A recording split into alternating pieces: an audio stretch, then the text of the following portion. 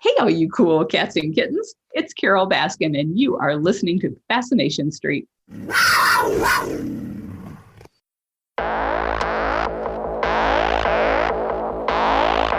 I believe that everybody has a story, and I'm fascinated to hear them. So come with me as we take a walk down Fascination Street. Welcome back, Streetwalkers. This episode is with Stuart Penkin. You know Stuart Penkin from just about everything you've ever seen on television and film. He was on not necessarily the news. He was on Curb Your Enthusiasm, Zenon, Girl of the 21st Century. He was Earl Sinclair in the ABC sitcom Dinosaurs. You know, that one from all those years ago about those animatronic puppet dinosaurs and things. That was him. Anyway, we talk about all of those things, plus Fatal Attraction. That's right, he was in Fatal Attraction. We talk about his time on some of those projects, why he wanted to even become an actor. And then we talk about his new film, Deep in the Forest by Saban Entertainment, which will be available on VOD everywhere May 31st. Definitely go check that out. It sounds insane, and it's basically ripped from today's headlines with all of the crazy political nonsense we have going on right now. And this was filmed before the pandemic, so who knew? I had a lot of fun talking to Stuart.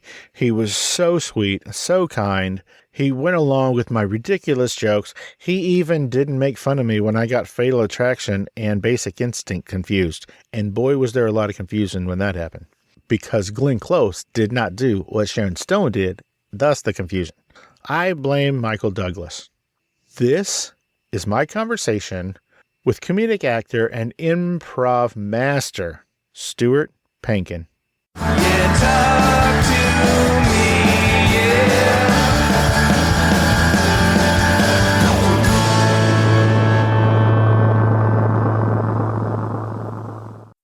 Steve. Stuart. Steve. Stuart. Not Steve. Oh my gosh. I can't believe it's you, Stuart. How are you doing, man? You know, as good as everybody else, I guess. That's it? That's all you got? Come on now. You got to be doing a little bit better than some people. I've never been better in my life. Ever? Never. This is it. This is the top it gets. You know, this is as good as it gets, man. How are you? I am fan-freaking-tastic. So, do you have any questions before we get started? Yeah, if a train leaves Chicago at night, no, I'm fine. Well, if a train leaves Chicago and it's filled with Amazon packages, does it ever make it to LA? That's the question. Well, it makes it to LA, but it might not make it to the consumer. There you go. All right. Welcome to Fascination Street Podcast, Stuart Pankin. How you doing today, man? You know, never better in my life. So thank you for asking. It is 100% my pleasure. Now, Stuart, you're going to find this surprising. Okay, so calm down. Just sit down. Just sit down. Okay. All right. You're a wildly famous and hilarious actor and comedy pro. So thank you for taking this time. I cannot believe I'm getting to speak with you. You, sir, are amazing. Well, it's a pleasure. Thanks for the compliments. Well, they are earned. Now, Stuart, what I like to do is I like to start from the beginning. It helps us understand how the guest got to where they are from where they were. So where were you born and raised, man? Where'd you grow up? Philadelphia, Pennsylvania. All right, this is over. Now, was it really Philadelphia or was it something like Oakland or something like that? Oakwood or somebody? Well, it was the suburb. It was about a half an hour out of Philly. It was like Winfield. Oh, okay. Yeah, I've never been there. It's going to be a tough morning, Steve. Oh, it is definitely. Oh, it's morning where you are. How cute is that? No, it's not. It's noon. Hey, I can't imagine that growing up in Who Cares, Pennsylvania, there was a huge acting community. I mean, maybe in like local theater or something, but I can't imagine that's a hotbed of actors who run off to Hollywood or New York. Am I wrong? No, you're not wrong. I didn't do any acting in Philadelphia, grade school through high school. You know, I moved away a little bit, but no, there was no acting. I wasn't interested in acting then. In fact, the auditorium in the high school where they would have done plays, I guess, collapsed when I was there. It just fell apart. So there was no theater at all. I think I did a couple of readings because I kind of sensed that I was interested in that kind of thing. But no, Philadelphia is not, to my knowledge at the time, not a hotbed of acting and certainly ambitious people wanting to get to California. So that leads me to ask why? What about your trajectory for whatever made you decide, hey, you know what? That's something I'm going to do? Because growing up, that wasn't even a thing that people really did. It's not like that was a viable career choice in, your small town or whatever. Well, the fact is, even in grade school, I knew I was interested in it. I auditioned for the little play. I think I played a bee in a play in grade school. There was something in me that wanted to do it. I mean, when I was dancing around family dinners, singing songs and entertaining the family, I kind of realized that this bug was in me. So when I got to college, I signed up to be a psychology major because I really enjoyed that in high school. When I got to college and the audition notice came out and I walked across that long, dark, lonely campus to the audition place, I knew it. I knew that I wanted to pursue acting. And then my director, teacher, Dave Brubaker, who was brilliant and became my friend, he was so inspiring that I needed to do that. So, and we didn't have a drama major at Dickinson College where I went. So my friend was deeply into the theater department. It was like 5 classes. He said, be an English major. That's the best major for an actor. So I did. I switched majors and became an English major and did every play I could, every student production I could. I mean, I just immersed myself in it because I knew I wanted to do it then. That's what did it to me. When did you know that you were good at it? Well, that's a good question. Let me clarify that just a little bit so that your answer doesn't come off as arrogant, because that's not my intent. What I mean is, when did you know that that was something that you would be able to pay your bills with? Like I can hammer some nails, but I know that I can't make a living as a carpenter. So when did you know that that was something that you'd be able to support yourself with? Well, when I was in college, when I started this acting business, I moved furniture the first play. Literally move furniture. Oh, yeah. Some people say, I'll carry a spear for you. You literally move furniture. No, I literally carried a spear later, but we'll come to that. But when I did a play, it was a directing project, and they cast me in the Zoo Story. And people were extremely complimentary about it. And I kind of said to myself, I can do this. And that confidence, not arrogance, but confidence, right, lasted through college, through graduate school. And then once you get to that point, if you choose graduate school, if you don't think you can do it, then you've made a very big mistake. So I was kind of confident that I could make a living at it early in college. I became secretary of the drama club and then president for 2 years. So people were fanning the flame of my confidence through all those years, and loving it. What about your parents? What about them? What did they think you were going to be? Like, did they have any hopes for you? Did they have dreams for you? Did they have a career path in mind for you? No, I told my dad that I wanted to be an actor early on, and he says, fine. There certainly are people out there whose parents would strenuously object to that. Almost every single person I ask. Yeah, but my parents were fine. They were very sanguine with the whole thing, and they said, do the best you can. When I decided to go to graduate school, there was no hissing and fussing and mussing. They just said, go. My dad was a very intelligent man. He realized that when I was in graduate school for acting, that was going to be the life path. Here's a question that has been plaguing me for quite some time. And this is not a question about you, but you might be able to help answer it. Okay. Aaron Spelling, I think he only one time ever did hour-long drama. Comedy. Was it a comedy? Okay, sorry. And you ruined him of it. So what happened, man? I did. Well, Aaron Spelling, I came out to California to do the San Pedro Beach Bums, which was Spelling's first and last attempt at hour-long comedy.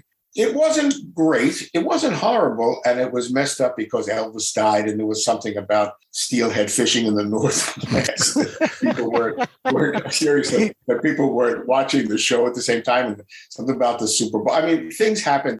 It was a marginal show. And all those other things hadn't happened. If Elvis, that bastard, just stayed alive, we might have had a few more weeks on the air. But it didn't. I'm grateful to the man because he brought me out to California and got me started. I wouldn't have come out. I mean, when you're in New York struggling and trying to work and doing off-Broadway, whatever you do, you just say, how do I get to California? How do I get to California? And when you're in California, I say to myself, because I love theater, how do I get back to New York? How do I get back to New York to do plays? But I was grateful to Mr. Spelling that he got me out here. Why did you stay? You could go back to New York whenever you want, and I'm sure you have multiple times to work. Right. Well, I kept an apartment in New York. My wife and I kept an apartment there for years. I stayed because I signed a development deal with Universal to right after the bumps that would keep me in Los Angeles for at least a year. The money was crap. I eventually did a pilot for Universal, but that got me some connections in California. And when that development deal was over, I started to make, some contacts, and the jobs started to come. So that's why I stayed. We weren't sure for years. And your wife, is she also an actress? We met in Columbia, the graduate program. We were studying acting. We worked together in a theater that she helped as a student create. Turned out to be, then it evolved into an equity company. But yeah, we've worked together I've worked with her more than I've probably worked with anybody else. Then when we had our son, she sort of switched her alliances and allegiances to him and became very devoted to his schooling and his upbringing. But yeah, the answer is a long answer to a short question. Yes, she is an actress, and she was an actress. So being in the entertainment industry for so long, both of you, do you have any thoughts or concerns about your children pursuing an acting career? My son is, 36 years old, so he's got a career. He's a story editor and producer, works mostly on reality television. So he's in the business. He's in the business behind the camera. I'm hoping that he enjoys it. He's very good at it. And he acted in college. I won't go into the details, but the college teacher, I don't think recognized him. I'm not saying that as a proud parent. I mean, I know that he was a lot better than the people that this teacher cast in major roles.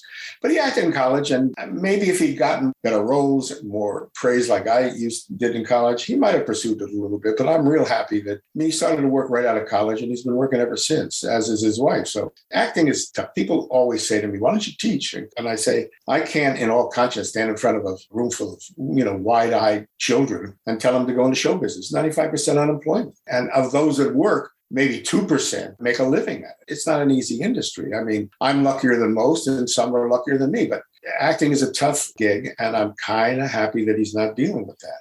How old were you when and this may even be a presumptuous question on my part, but then I won't answer it. Or you could just give me a presumptuous answer. How old were you when you were able to quit your day job? Or did you ever have one? No, I never had a day job. In New York, I went to school. And I was working okay in New York with off-Broadway shows in the Lincoln Center Marketplace Theater, the New York Shakespeare Festival. That's where I carried a spear literally for 2 seasons in the park. So I always had some sort of a job. I never had to be a waiter or dig ditches. And in California, because of the development deal and because of unemployment, I never had to have a job. In New York, I signed up to be a temp secretary for 1 week. I was so horrible. And luckily I had a show. I sort of told them I was going to leave. They were so happy that I was out of that office. I screwed up so much.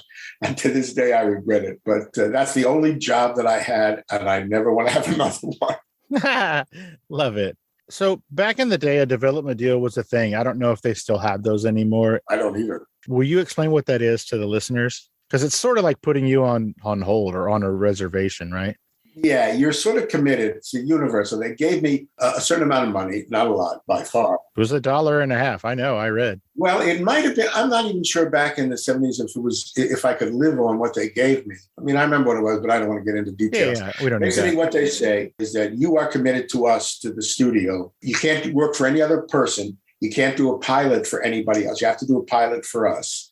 That lasted for a year. And I did a pilot for them. I hated doing it. And then the day or the week after the Universal deal ended, I got a television show called BJ and the Bear, which I really enjoyed. I made more money doing BJ and the Bear than I did for the whole development deal. But that's what a development deal is. They hold you. It's like a contract player in the old days, big studios. They hold you you have to work for them. And if MGM wanted to use you and you were with Columbia, you had to get permission. I never had that situation arise with Universal, but I know I didn't work for anybody, and I worked very little during that year that I had the development. That's what a development is. Gotcha. And so basically during that year, Universal was like, hey, you can't work for anybody but me. And then you were like, cool, can I have some work? And they were like, no.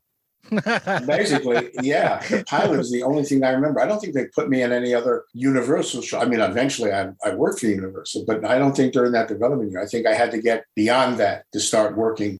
Okay, so you are known for different things to different generations. For my generation, you're known for being Earl Sinclair on the ABC sitcom Dinosaurs. Yeah. Which, I don't know, it was like 65 episodes or something. Yeah. And then also, you're known for your role on Curb Your Enthusiasm. And now for my children's generation, my kids are a little bit younger than yours. My kids are 30. You're known for Zenon, Girl of the 21st Century. Yeah, all that is correct. That's exactly what the youngins recognize me. And then actually, like maybe not even a whole generation, but a half a generation older than myself, they would know you from BJ and the Bear. So nowadays, if you're walking down the street and, well, nobody walks in LA. If you're walking down the street in New York City, in Manhattan, what do you get noticed for the most? When I was working steadily in the 80s, and blah, blah, blah, in New York, because LA, even if you're walking down the street, people are too jaded in Los Angeles to come up. Yeah, but I always, if I see a character actor in Los Angeles or anywhere, I will always go up and tell them I enjoy them because I know what that's like. But in New York, when I was recognized, it was for not necessarily the news. That was a biggie. You know, some of the stuff I like, Fatal Attraction. I don't know if I was in New York a lot during Dinosaurs, but people reach out to me for Dinosaurs more than anything else recently. And I'm not bragging because of me, but during the pandemic, because the show was released on Disney Plus and people became aware of it, I got, during the pandemic, 2 to 4 autograph requests a day to sign those Funko Popo boxes. You know what those are? Yeah. So Dinosaurs right now is probably the thing that people reach out to me for. I guess that was sort of an unfair question because you wouldn't be recognized walking down the street for Dinosaurs because I don't know if you're aware of this, but you look nothing like your character did. Right. Although sometimes my wife says, you know, brush your teeth. No, she doesn't. No, she doesn't. Stop it. Hey, Streetwalkers, here's a word from our sponsors. Now, I didn't know how good I had it till I met some other whiskeys from the city. It turns out a small town and an even smaller batch made me the most headstrong spirit both sides of the Pecos. Call me Critical Batch, Texas Bourbon. Raised by a sailor in Bulverde, Texas, bottled at 110 proof, they took me out of the barrel and didn't know which end to slap.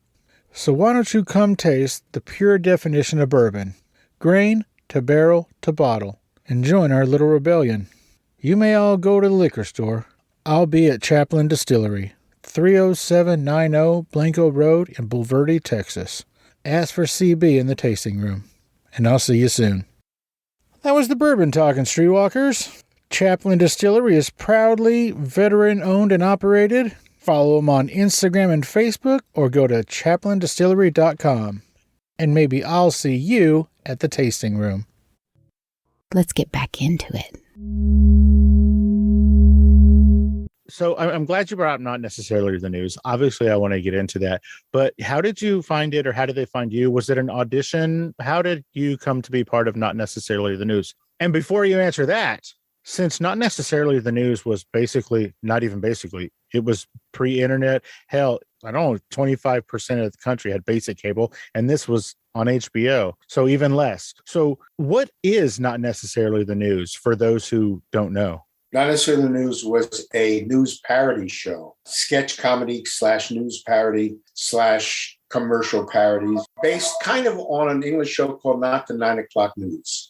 And that's what it was. I mean, it was a news parody. People keep comparing it to That Was the Week That Was. And they say it was a precursor to things like Colbert and Stephen, what's his name, the other guy. But that's what Not Necessarily the News was. The way I got it was kind of interesting. I auditioned for San Pedro Beach Bums. In the audition was a guy named Michael Jacobs, who auditioned for one of the roles, didn't get it. But he remembered me. Years later, he did a series called No Soap Radio with Bill Dana. And I did that show. One of the writers on that show was a guy named Ron Richards, who eventually worked for Not Necessarily the News. And I saw him at a screening once, and one of the actors, Sam McMurray, who we did Dinosaurs together, was leaving the show. And he said to me, "Do you want to audition?" I said, "For what?" And he said, "This cable show." I didn't know what that was. So I said, "Sure." And I went in and I auditioned, and I got the role. And it was the best thing that ever happened to me at the time. First of all, it was a terrific show. Second, and you're right, it was about 29% cable penetration, excuse the expression, and even less pay TV. So there was so few people watching it. In the beginning, it was guerrilla television. We were dressing in local gas station bathrooms. Nancy Severinsen, who was Doc's daughter, was our location person, used to find locations for us and try to avoid getting permits. I mean, we were in and out. It was like guerrilla ninja acting. And then eventually the show became, it started to rise in popularity. So we eventually got better amenities. But that's the way I got the show. It was a very interesting trajectory from an audition to the show. That's it. And then Michael produced Dinosaurs. So Michael Jenkins produced Dinosaurs. And I came in and I auditioned for that and luckily got that. And that's another great thing that happened. All right. I don't often do this, but I did for you. I reached out to some of my listeners to see if anybody had any questions that they wanted to ask you. And I got one. Well, I had got a bunch, but I'm only going to use one.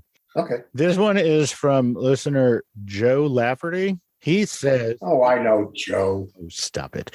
He says, Stuart, what is a sniglet and did you have a favorite? A sniglet is from Not Necessarily New. It was created by Ron Richards, mostly, and then Rich Hall sort of put his name on the book. Sniglet is a word that's not in the dictionary, but it should be. Like a newscaster goes like this with his papers, and that's called premblem inflammation. That's one of my favorites. Just for those listening, he was miming stacking some papers. Some paper, the news people stack papers, and that's this is an audio podcast. Oh, sorry. I didn't know that. Oh, this is just audio. Yeah. So you holding up the middle finger this whole time has been for nothing. Well, I'm taking off my shirt. The hell with this. It's hot here. There's like ignisecond is when you slam the car door and it locks and you realize that you left your keys, on the seat or something. These are words that are not in the dictionary that should be. There are tons of them. I mean, Rich and Ron, put out many books about sniglets, but that was one of the more popular things on Not the News. Nice. Listeners, you can sort of think of it as a cleaner version of the Urban Dictionary. Okay. I don't know what that is. So the Urban Dictionary, Stuart, is like, let's say you have sandals that have like a waffle pattern on the bottom of them. And so every place you go, it leaves like a waffle footprint or whatever. Right. The Urban Dictionary would call those waffle stompers. Okay. So it's not exactly the same thing, but nobody knows what a fucking sniglet is anymore. Mm-hmm. Now, you mentioned No Soap Radio. I did. What is it? What was it? Well, it was Michael Jacobs and Ron Richards. Mm-hmm. It was a weird sketch comedy show. The main set was a hotel. I was, I forget the character's name, but he was a hotel detective. Steve Guttenberg was in it. Like I said, Bill Dana and Jerry Mayer. Remember Jerry Mayer, one of the Munchkins? Yeah, absolutely. Jerry was in it. Great guy. Jerry Stiller. There were some scenes in the hotel, and then they segued into these very strange sketches. I don't remember a lot of them. We only did about 5 shows before it was pulled. Not unlike Not Necessarily New sketches, but it was a strange sketch comedy show based in a hotel. That's all I remember. This might surprise you, or you might not give 2 shits. There is a brand of hotel by Hilton. It's called True, T-R-U, True by Hilton. Okay. Their demographic is the younger, less baggage kind of person. There's not very amenities. It's pretty sleek and European in its design, and it's very contemporary in its aesthetic. They only use a very specific brand of soaps and shampoos and lotions. That brand name is Not Soap Radio. Wow. And that doesn't make sense to me for a soap brand. Not Soap Radio is the weirdest name. The whole thing about No Soap Radio, I think the original joke was the gestalt, as we say, is a bunch of people would get together, and when somebody else came into the group, you'd hear the group of people say, No Soap Radio, and everybody would laugh, and the guy would be very confused as to what the joke was. And people would say, well, you wouldn't understand it, or it's a personal thing, or it's just between, So it's basically a nonsensical thing, a nonsensical punchline of a nonsensical lead up to a nonsensical joke. It makes me wonder if the owners or creators of Not Soap Radio shampoos and lotions and stuff, I wonder if they're just big fans. I don't know, man. I'm going to look it up. Hey, maybe it's Mr. Jacobs himself. Who knows? I want to talk real quick about Curb Your Enthusiasm.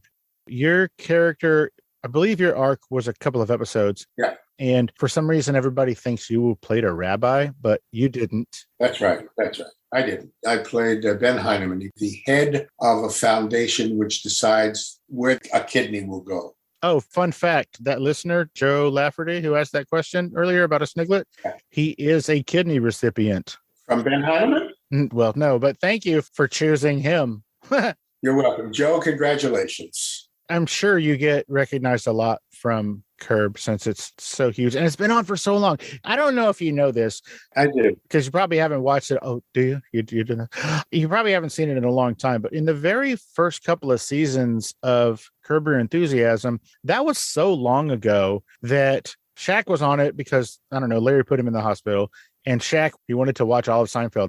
And so Curb Your Enthusiasm is so old that the way Larry brought Shaq Seinfeld was on like 200 VHS cassettes, which if they tried that now, that wouldn't even make any sense. But that's how long that show's been on. Yes. So when you got that show, that part on that show, were you excited because it was that show? Were you a little bit trepidatious because of how they shoot it? Like, what were your thoughts going into Curb? You're always excited to get the job. I mean, the old saying in show business, the orgasm happens when you get the job, and then it's all downhill from there. To be honest with you, not familiar with Curb Your Enthusiasm. I watched a little of it, off and on, and realized that Larry was a very smart, funny guy and very successful. I auditioned for it and I got the part. And as far as being trepidatious about the way they filmed it, which is basically no script, they're very protective of even the storyline. They didn't want you to look at the storyline before you hit the set.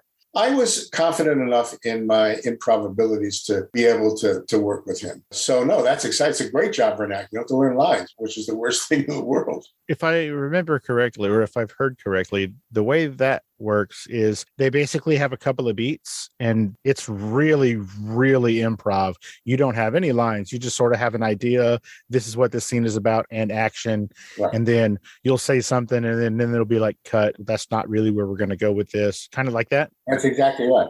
Yes, he tells you what the scene's about. I mean, in my case, it was he wanted a kidney. I didn't know that. He dented my car. He was going to, is an excuse to meet me. And he comes in and he starts talking about things. And I start talking about things, about what I like. And blah, blah, blah. I knew I had to get into skiing, that I like baseball. For instance, a scene might go, I'm making this up, obviously. Yeah, Larry, it's good to see you. I remember when my wife talked to you a bit, cut.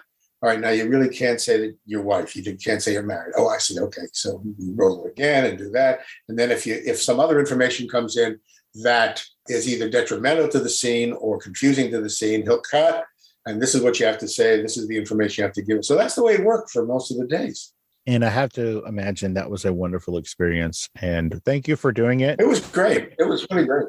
During the pandemic, you mentioned that Dinosaurs kind of had a resurgence based on everybody being, stuck inside their house. Yeah. Curb and Seinfeld was that in my house. So once we realized we weren't going to be able to walk outside or look at anybody else again, we just hunkered down and we started watching Seinfeld and Curb, all over again. And it really holds up. It's super fantastic. Your episodes were very memorable. You did a great job. Thank you. So I want to thank you for that. You're welcome. Quickly, and by quickly, I mean take your sweet time. Tell me about your experience on Zenon. Zenon. Well, I was involved in 3 of the Zenon movies, the Disney movies. 3 of? How many are there? 3. Oh, okay. So all 3 of the movies. Okay. All 3 of them, yeah. We filmed the first one in Canada, the second one in New Zealand, and the third one in South Africa. So that alone was kind of an interesting benefit of getting the job. Which one of those obviously not Canada, which one of the other 2 is further away? South Africa is the farthest that you can travel from Los Angeles. It's the absolute farthest. It's a 54-hour plus travel day.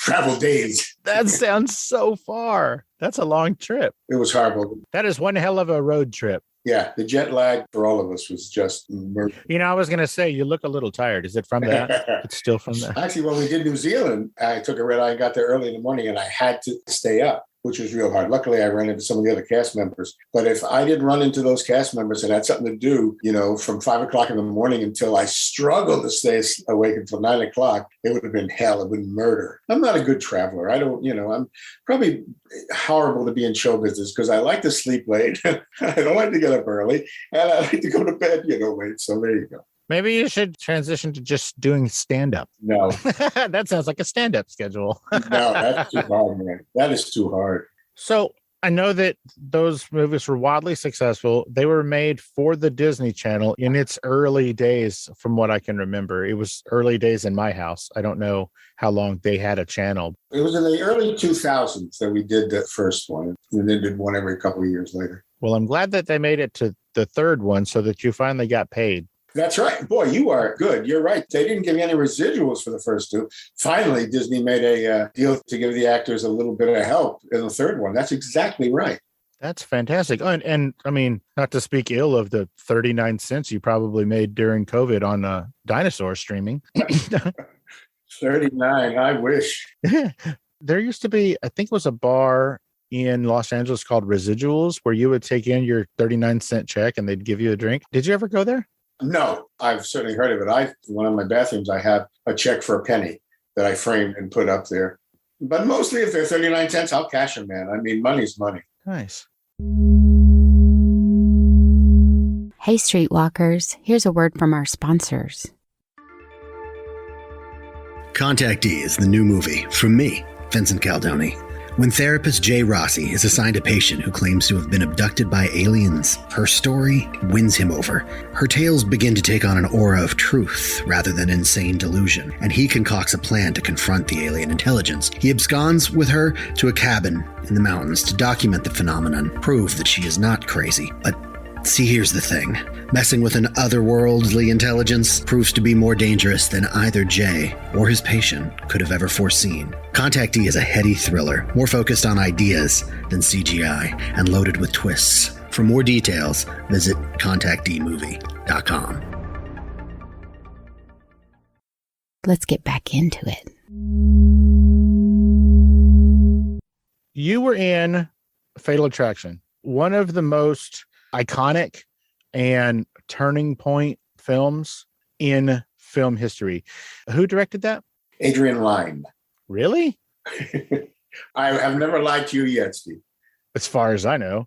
Well, who wrote it? Anyway, it doesn't matter. I thought it was the director, but earlier this week, somebody associated with that film, I don't know why it came up, but it made the news that I swear I thought it was the director. Anyway, he said, I had no idea that a little vagina was going to be that big of a deal. Now, that's a super weird thing for someone to say out of nowhere. So I'm so confused as to why that was in the news this week.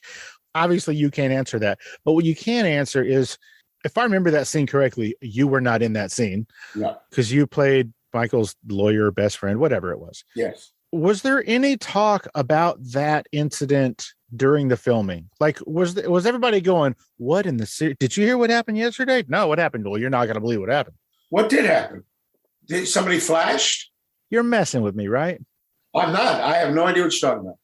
I really don't. All right. Well, folks, y'all are all going to have to go check that out because I'm not at liberty to. No, Glenn Close. There's something in the movie that was accidentally revealed. Is that what you said? That is what I'm saying. Yes. There was an interrogation. I have no memory of that.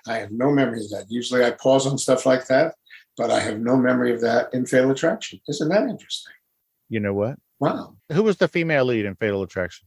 Glenn Close. Okay. Wait a minute. You're getting it confused with Basic Instinct. I am getting it confused, and I'm 100% an idiot. Did those movies come out at the same time? Why are they the same thing in my head? I am so sorry that I took you on that roller coaster of what the hell's going on. Boy, I'm thinking about Private Parts, and I'm thinking, while I enjoy Private Parts, I don't remember anything in Fatal Attraction. I do remember it in Basic Instinct. Yep. Well, you confused him because of Michael Douglas. He's in both the movies. That son of a bitch. I blame him.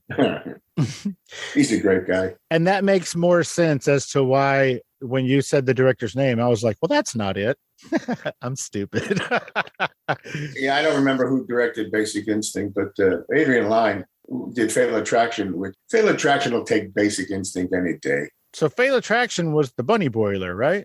Bunny boiler, which is what they call women like that in England to this day. They don't just do it in England, my friend. Really? All over? I have no idea. But anybody who leaves England probably says it wherever they go. Yeah. I can't apologize enough for looking like a complete and total idiot just then. You're forgiven. Thank you. I appreciate it. Tell your audience that I'm blessing you. Oh, he's doing that blessing thing with his hand like a cross, guys. I feel so blessed.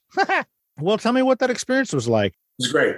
It was great. It was Academy Award No, they won, right? It didn't win, but it was nominated for like 5 or 8 Academy Awards. And it didn't win any? I don't think Fatal Attraction, I don't know what did win that year. Now I'm mad. 87 or 88. But the hell with it. I mean, it was still a great experience. I mean, Adrian Lyne, God bless his soul, wanted me for that part. It was filming in New York, and I was doing not necessarily the news at the time. And the producers, who actually later became friendly with, said, why don't you get a New York actor? You don't have to. He says, I want Stuart Pankin. And for that, I will always bless him. So basically what it was, once a week for a month, I flew back and forth to New York for a couple of days to do my stuff, flew back so I could do not necessarily the news during the other days.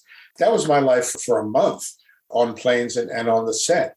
And I'm so grateful to him that he championed me, because it was a wonderful experience.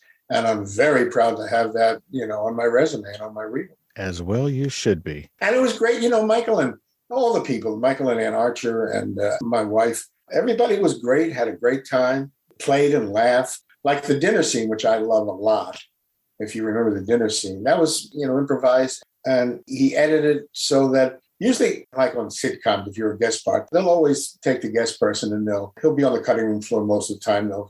But Adrian in this scene stayed on me a lot so that the jokes would land. And he let me do some stuff that was fun. And it was real champagne. So we were all a little buzzed at the end of the day. It was a very positive experience. I was younger. I was more live. I could sleep on a plane. It was a really nice experience and a very good movie. It's a fantastic movie. And I'm super glad that you were able to, both in the desire of everybody involved and in your willingness to fly back and forth to do both projects at the same time. That speaks a little bit to your work ethic. And one of the reasons that you've had such a long career and your longevity. That's very sweet. But to be offered to do those 2 shows at the same time, yes, it is work ethic. But I mean, I'm probably not the only actor that would do that. I love doing it. It's like, I won't mention the producer's name, but when I was doing a show, and she called and she said, would you mind dressing up as a woman? And later I said to my wife, what kind of a person is that would ask an actor if he would mind dressing up like a woman? You beg for things like that. It makes you wonder what experience she had that made her ask that question. Well, there you go. There you go. I blame William Shatner for that one. That's an inside joke to my listeners because he was mean to me once. Now, Stuart. Yes, Steve. I want to talk about Deep in the Woods. Deep in the Forest. God damn it. All right. You're probably confusing Sharon Stone with Deep in the Forest. You know what? That's the dirtiest thing you've said since we got on here.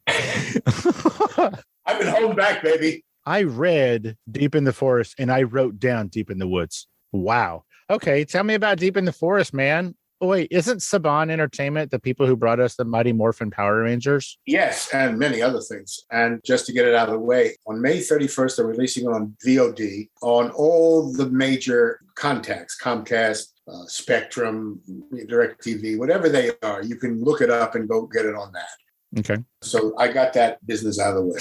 Video on demand everywhere, May 31st. It was written by a guy named Jeremy Lanny and directed by him. And I worked with Jeremy before on some short films. This is his first feature film. And he worked real hard on it. He put a lot of his own money in it. And he spent a lot of time. What it is, for lack of a better word, political thriller that involves guns and knives, and fascism and freedom. The government has become kind of totalitarian. It's turned towards fascism. And there's a group of people, a bunch of people who are objecting to that. Cool. Now let's talk about the movie. I'm sorry. Go ahead. Ripped from the headlines, my friend. It's tough to talk about a movie that hasn't come out yet because you don't want to ruin anything. Right. You can't spoil it. But basically, they're forced to be together somewhere. Okay. And deal with what's happening in the outside world. And they're afraid of being caught.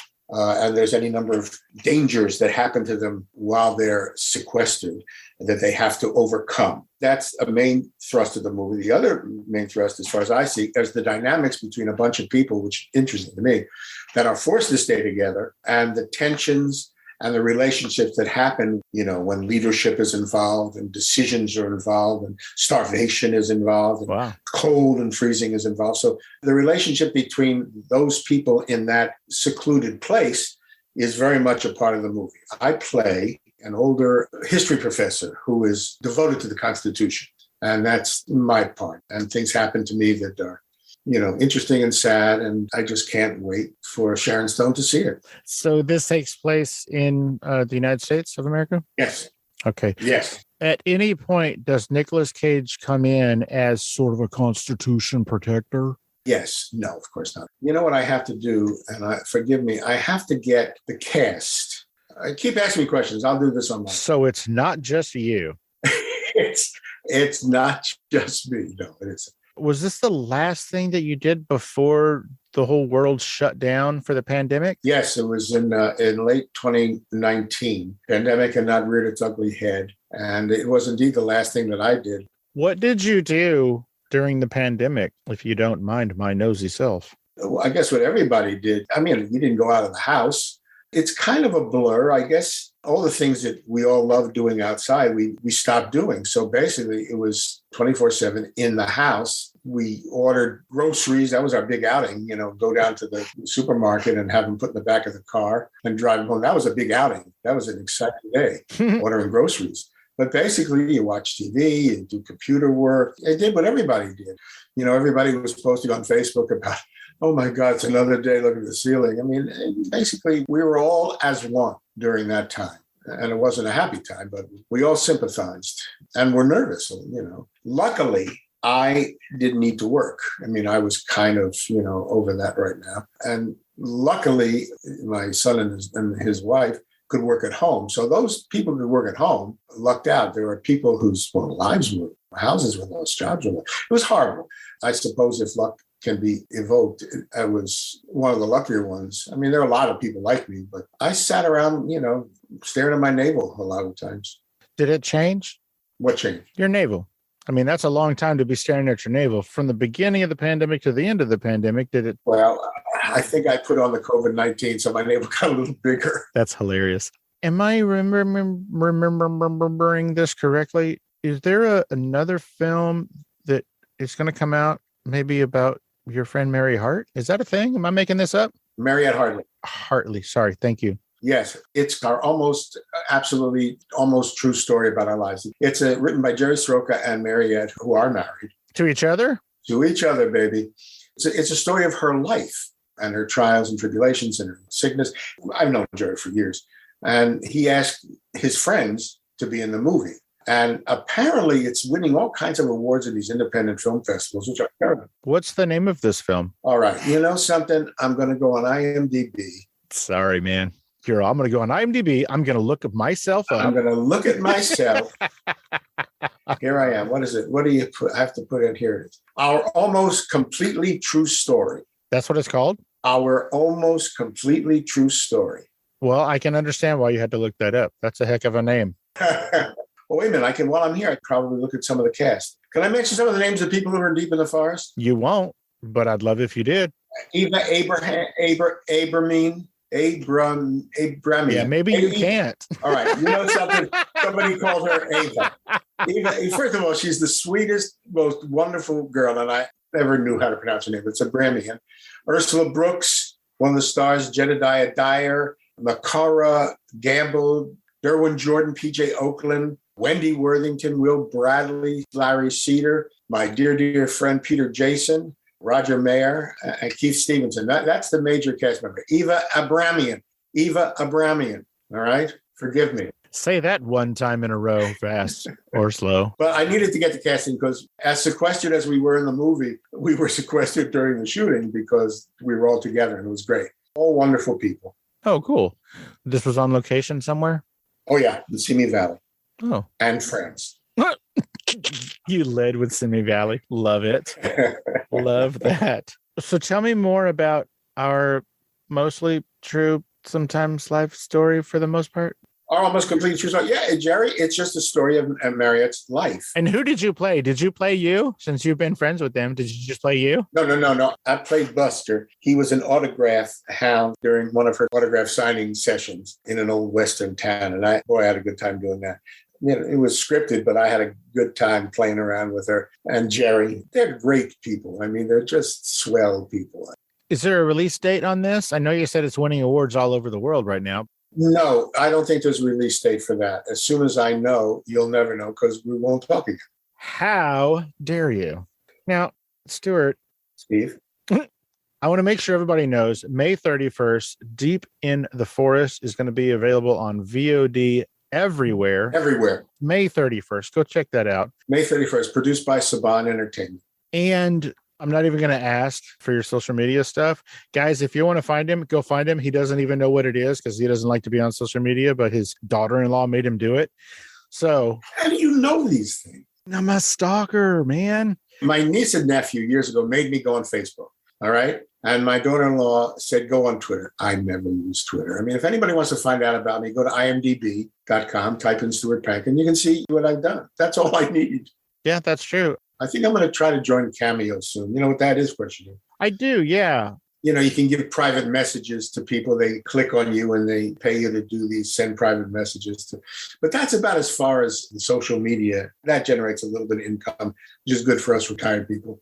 Although actors really never retire. That's true. It could be more lucrative than you might think. Brian Baumgartner, who played Kevin on The Office, I think it was 2020. He was the highest earning Cameo personality, and he earned over $1 million on Cameo in that year. Excuse me, I've got to click on Cameo. Like, excuse me, I've got to go. That's astounding. What did he charge per interview? I could not tell you, but I do know that he was doing upwards of 10 to 15 messages per day. Wow. So, I mean, it was a lot of work on his part, but who cares? That's a lot of money for somebody who's not allowed to do his job because of a pandemic. Well, my wife has been saying, do Cameo. And now you've inspired me. You are most welcome, my dear friend. See, now that I said dear friend, now we have to talk again. Stuart, before I let you go, is there anything we didn't talk about or I didn't ask you about that you specifically wanted to talk about today? Did I miss anything? No, I mean, I've been lucky enough to do an awful lot of stuff. So there's stuff we could talk about. But I'd like to just shout out, as the kids say, to Dave Brubaker, Joe Riley, Father Tom Devereaux. These are the guys that when I was starting out in theater were my mentors, my friends, my directors, my producers, who helped me a lot. Not only colleagues, but dear, dear, dear friends. So I just like to mention them. As far as other stuff that I've done, like I said, you can look me up and see what I've done. And I've done it. It's over. It's done. I'm looking ahead, baby. Well, I think it's really sweet of you to give a shout out to the believers that helped you along the way and that supported you. And I think that's super dope. Almost nobody does that. So well done. And as far as you said, you've been lucky to have done all these things. I'm going to correct you, sir. We are the lucky ones. That's very sweet. Very sweet. Stuart Pankin, thank you so much for your time. What an absolute fascinating pleasure. Oh, I love that you said that. Thank you for taking the time out of your busy day and your hectic COVID-filled schedule to hang out and let us get to know you a little bit better on Fascination Street, man. I really appreciate it. I appreciate it as well. And as soon as you're done signing up for Cameo, go ahead and sign up as a contributor, a creator on OnlyFans. OnlyFans? Yeah, I'm just kidding. Don't look that up. You'll get into some trouble. Oh, okay. On that one, I promise. Okay. But you'd at least be able to show everybody your navel. Hey. Stuart, thank you so much, man. You go have a great rest of your week. And I will tag you, won't know, but I'll tag you on social media when this thing comes out. I appreciate it. This was a real pleasure, man. It was real fun talking to you. Thank you, Stuart. I had a blast. Okay. See you later. Stay safe. You too.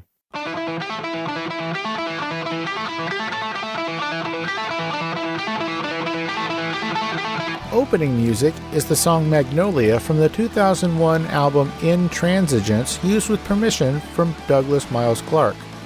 Closing music is from the song Say My Name off the 2021 album Underdog Anthems, used with permission from Jax Hollow.